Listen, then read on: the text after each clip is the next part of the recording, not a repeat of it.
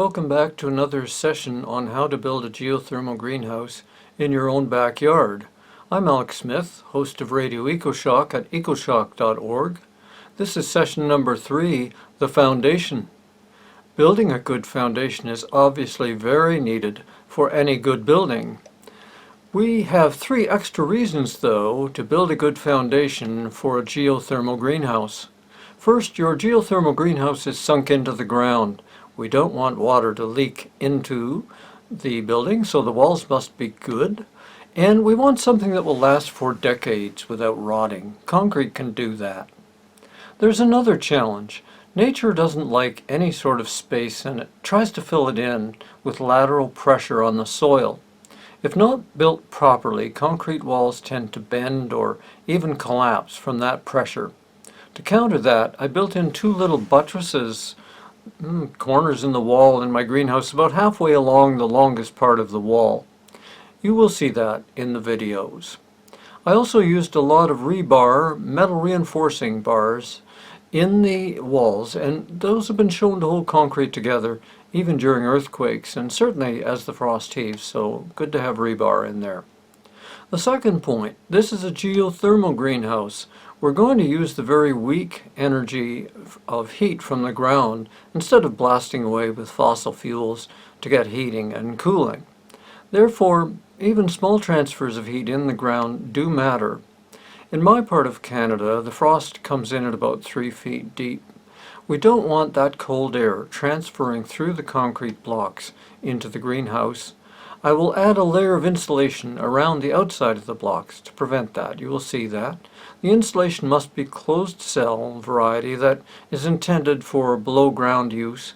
You will see it in my videos, and on-site videos are going to be the most important part of this session.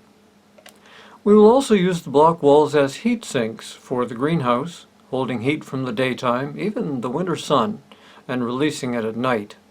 Or when I have my little wood stove going, the blocks around it will heat up to over 200 degrees Fahrenheit. That's over 93 degrees C.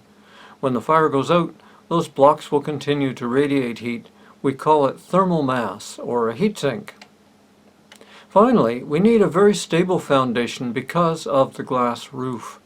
A building that shifts with the frost may cause pressure on those big glass plates, causing them to shatter. If you are using greenhouse plastic sheeting for the roof, like polycarbonate, you will have less fear of breaking, but you still need a stable foundation. A lot of that depends on making a good footer, the concrete base below the wall. I have a couple of videos on that for you. I don't want you to be discouraged by this stage of construction. You may never have mixed concrete or built a concrete wall in your life. You can do it. Women, seniors, older kids, even a person with some disability can build this wall. It is challenging, it takes time, and it takes patience. I took it a block at a time, just laying a few a day, so it took me a month of part-time effort, while I had other chores on the go, to do it. I lost 15 pounds and slowly gained new muscle. It is great exercise. Everybody should lay a few concrete blocks a day, I guess. I hauled almost all the materials for this greenhouse to the site in my truck, but concrete blocks are an exception. Even a 1-ton truck can't handle the weight of a flat of concrete blocks. There are 96 blocks in the pallet. Each weighs about 35 pounds or 16 kilos. That is about 3,300 pounds per pallet, or 1,500 kilograms. I needed 2 pallets to complete my small foundation, with about 10 blocks left over. Remember, you need a few extra blocks because in a few instances you need to break a block in half to fill a gap. Those breaks may not go perfectly, so you need extras. I did haul in my own cement bags. You need 2 types of Portland cement. One is for mortar, a smooth cement to go between the blocks, and the other has some pebbles in it. It's rougher construction type. The second type, you use it to shovel concrete into the holes in the blocks around the rebar, for example. I can't tell you how many bags to get without knowing the size of your greenhouse, but figure on starting out with a dozen bags of each type. You will also need to get at least a full pickup load of sand to your site. You will need a garden hose for water. I mixed all my cement in a contractor's wheelbarrow. If you don't own a contractor's wheelbarrow capable of hauling heavy loads, you must buy one for this project. That wheelbarrow will be your most valuable assistant. Using the garden hose to clean out your tools after every session, including rinsing out the wheelbarrow, is very important. The only other tools I used was a common concrete trowel that cost less than $20 and a pointing trowel. It's sort of pointed on one end and used to get concrete into the cracks and so on. I didn't use that as much as I thought I would. I am far from an expert on laying concrete blocks. You should watch some YouTube videos as I did on basic block laying techniques. Know that your wall will probably not look as good as what the professionals do. If you want to hire a professional block layer, the whole wall will probably be built in a couple of days. But I'm glad I learned to do it myself. As I said in an earlier video, the only tool I had to rent was a rebar cutting and bending device. This came from a tool rental store. It's a large, heavy set of handles which make it easy to cut rebar or make 90-degree bends in it. I had my rebar on the property.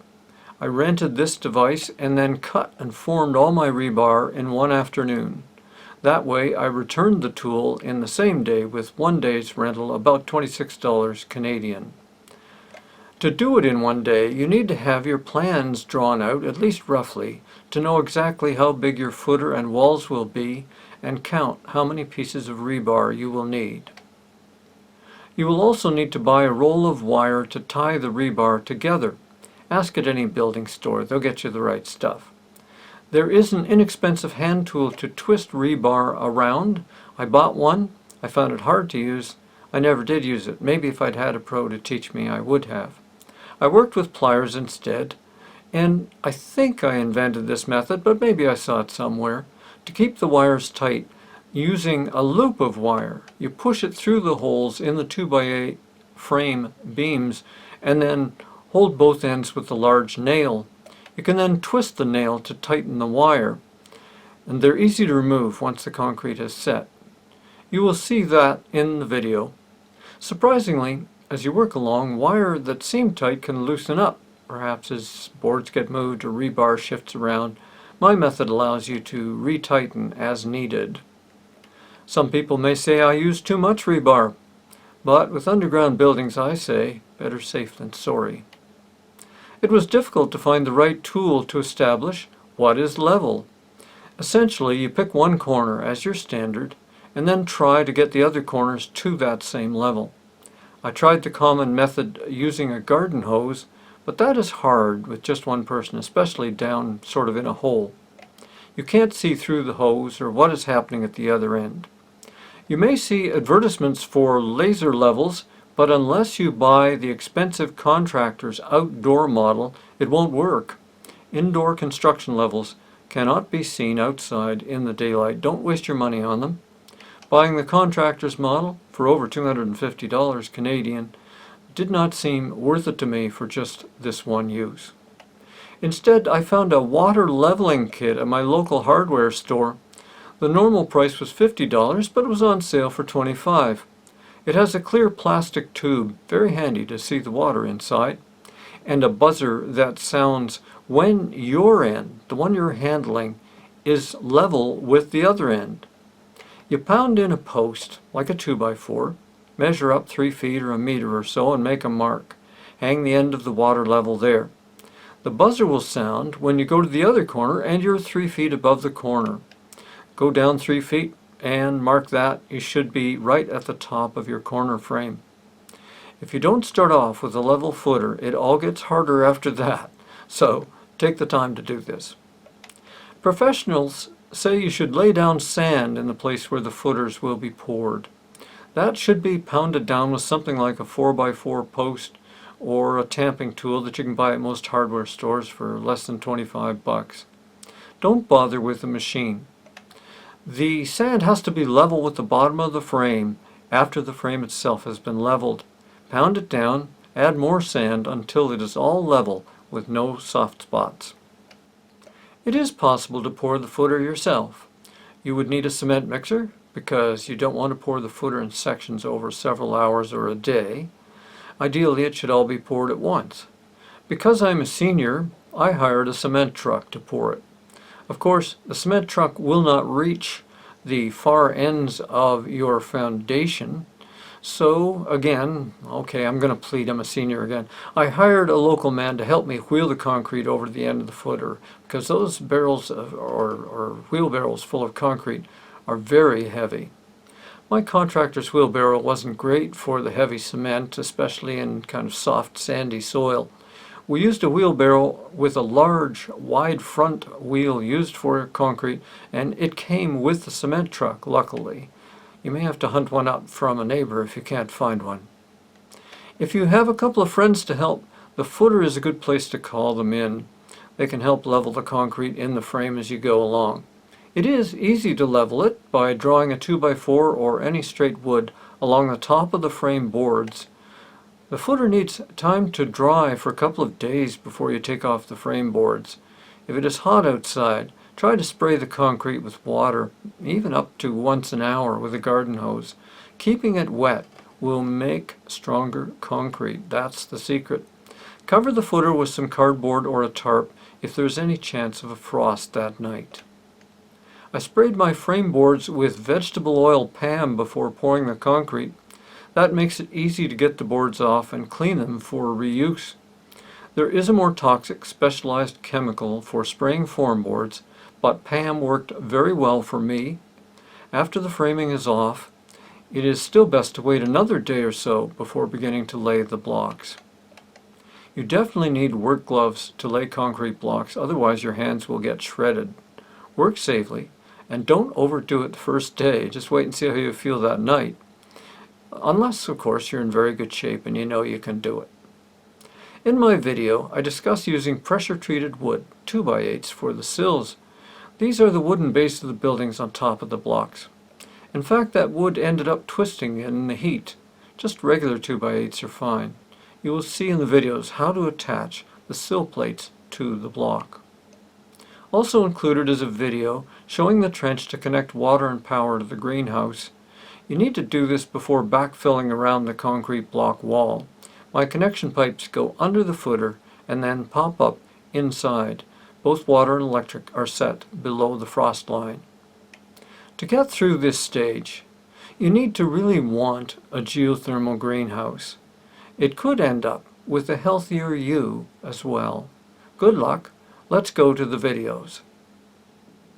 Okay, you can see that I've got my footing boards fairly well laid out here. The rain is starting to subside. Pretty soon I'll be able to get out there and do something. One of the challenges is to make these footers in a way that I can take them apart once the cement has set. So while on the outside corners I can put lag screws right through, on the inside corners I can't do that. So I've used some metal brackets there. That's not going to be strong enough to hold all of this up against the cement, but I will be putting pegs in the ground on the appropriate inside or outside of these boards to hold them up, and then I'll also stack some groundwork against it, some dirt, just to hold it. And these boards will also be wired together. Those wires will be part way up, and the wires will also hold up the rebar. So there's quite a few things still to go once these are set in place down on the ground. Hi, it's Alex. I'm still working on the footings. I've had a friendly neighbor over to give me some advice about getting it so these boards don't just pull out. One of the things he recommended is to cut up a whole bunch of 2x2 stakes. So there they are, 2 feet long with angles cut onto them, just done with my skill saw. And I'm going to brace all the corners and along the sides with those stakes pounded right down into the ground. You can see one here. This one went in on a bit of an angle, probably hit a stone, but I'm going to do that all the way around. And you can see the beginnings here of laying in the rebar. I've got my twisted wires with nails on either side so I can tighten them up. And the rebar is starting to look like it will go in, but I've still got quite a bit of work to do here. Alright, all the screws are out of here, all the nails that were wound around the wire to hold the rebar. The top pieces have come off.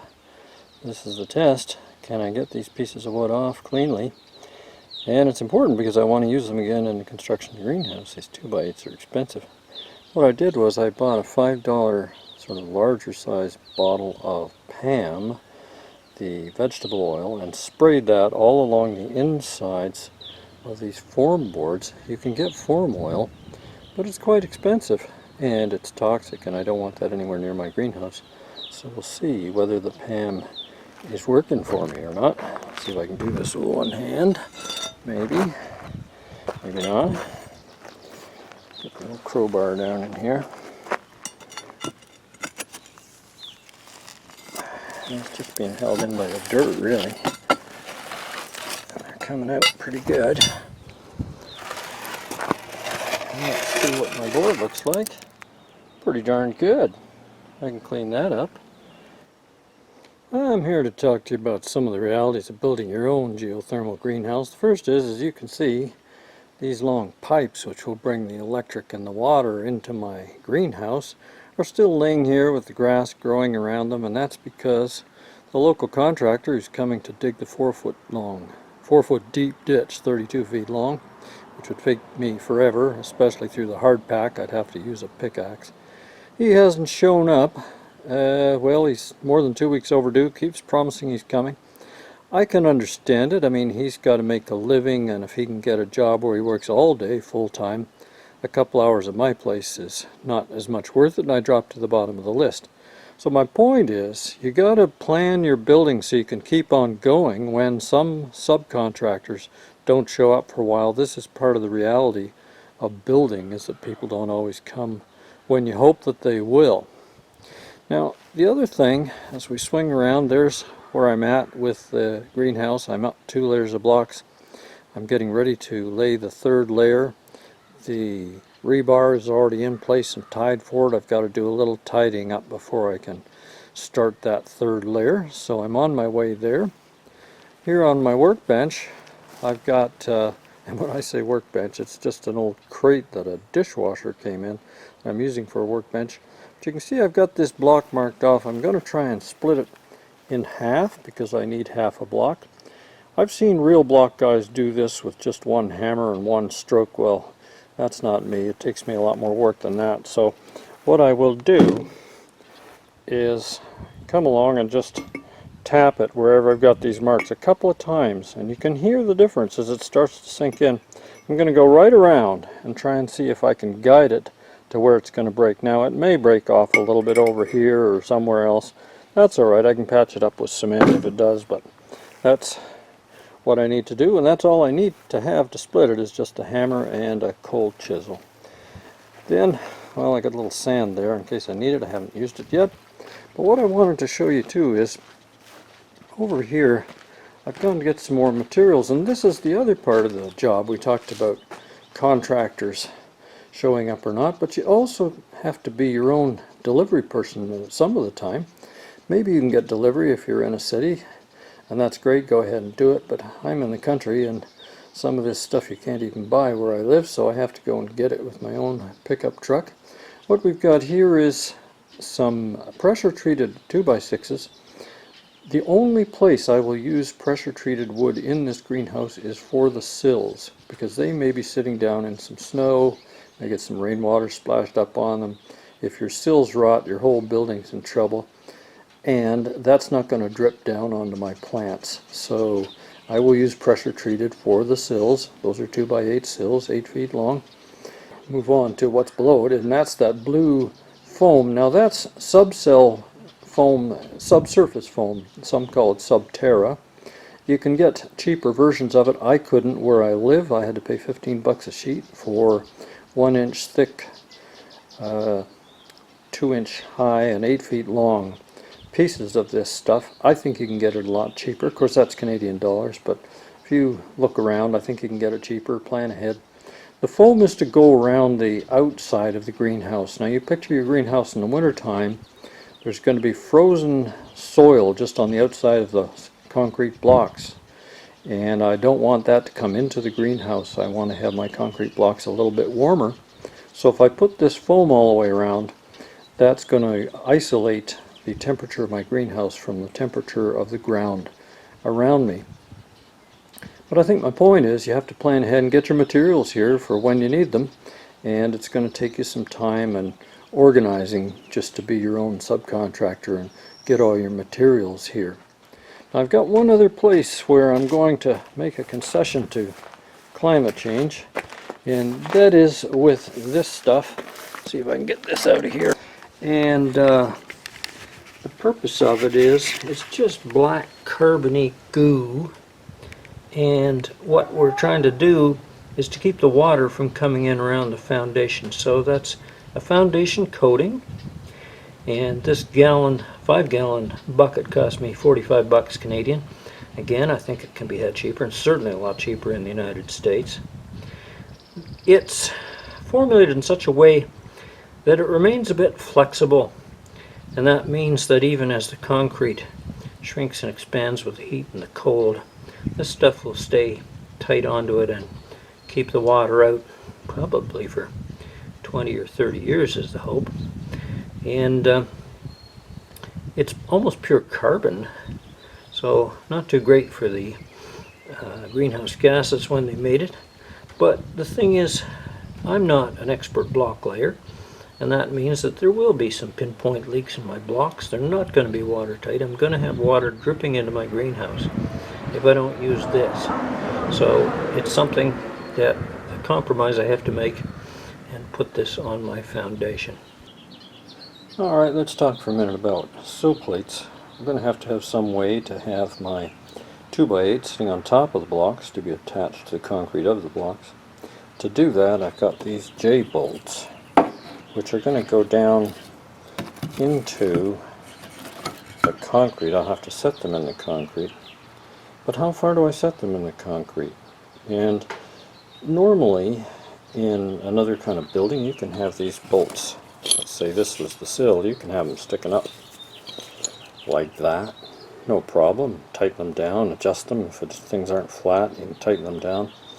I can't do that because my windows are going to rest very close down to the sill. And so at first I thought about, well, I'll just make them so the bolts are flat right on the sill by cutting down holes into my boards. But you know, this is going to be a nightmare because my blocks, because I'm a beginner, aren't all that level. I'm going to have to do some concrete work and then some sill padding underneath it, sill seal. So you know, I'd have to drill down further, and it weakens the board to have it down in like that. I don't like that solution. So what I'm going to do is I'm going to have it, this is what I'm going to do. I've used old scrap lumber to make up a series of these little holders. I'll go over to the foundation there, pour the concrete in, put this down. This is just the right width of the block, and this will center my bolt in the block. It doesn't have to be absolutely centered, but I like it to be centered. And then I'll know that these are set the right height. After that concrete dries, I'll undo that bolt and undo the nut there and take this little piece of wood off, and I will know that my J-bolts are sunk the right depth and protruding just the right height for me to still be able to get my windows in. That's it for me for now. I'm Alex Smith, host of Radio EcoShock, as broadcast on 100 radio stations in the United States, Canada, the UK, and Australia. Thank you for listening, and thank you for caring about our world.